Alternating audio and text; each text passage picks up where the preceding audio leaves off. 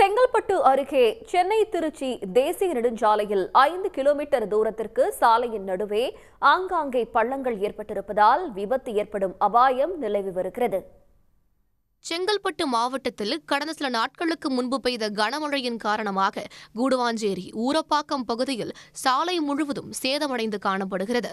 இதனால் இரவு நேரங்களில் அதிவேகமாக செல்லும் வாகனங்கள் சாலையில் உள்ள பள்ளங்களில் சிக்கி விபத்து ஏற்படும் அபாயம் நிலவி வருகிறது. எனவே சாலையில் ஏற்பட்டுள்ள பள்ளங்களை போர்க்கால அடிப்படையில் நெடுஞ்சாலைத்துறை அதிகாரிகள் சீரமைத்திட வேண்டும் என வாகன ஓட்டிகள் கோரிக்கை விடுத்துள்ளனர்.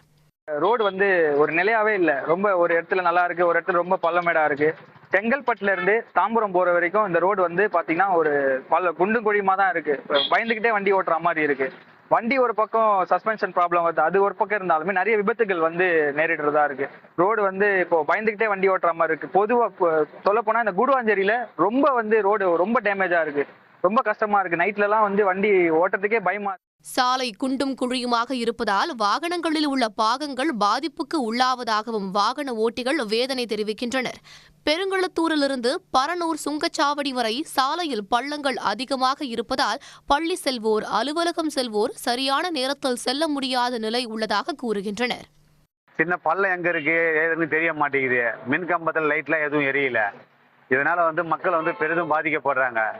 அதனால அரசாங்கம் கொஞ்சம் உரிய நடவடிக்கை எடுத்து மக்களுக்கு நலம் பெற மாதிரி இந்த ரோட்லாம் நல்லபடியா பண்ணி கொடுத்தா நல்லா இருக்கும். பெருங்குளத்தூர் டு பரனூர் டோல்கேட் வரைக்கும் டிராஃபிக் ரொம்ப இதா இருக்கு. பள்ளம் அதிகமா இருக்கு. காலையில போற ஸ்கூல் பசங்க போறது, ஆபீஸ் போறது கரெக்டா டைம் போக முடியல. வண்டிகள் ஸ்லோ பண்ணி போறதுனால அதிகமா ஆக்சிடென்ட் விபத்து ஏற்படுது. சென்னை திருச்சி தேசிய நெடுஞ்சாலையில் ஆங்காங்கே மின் விளக்குகள் சரியாக எரியவில்லை எனவும் புகார் எழுந்துள்ளது.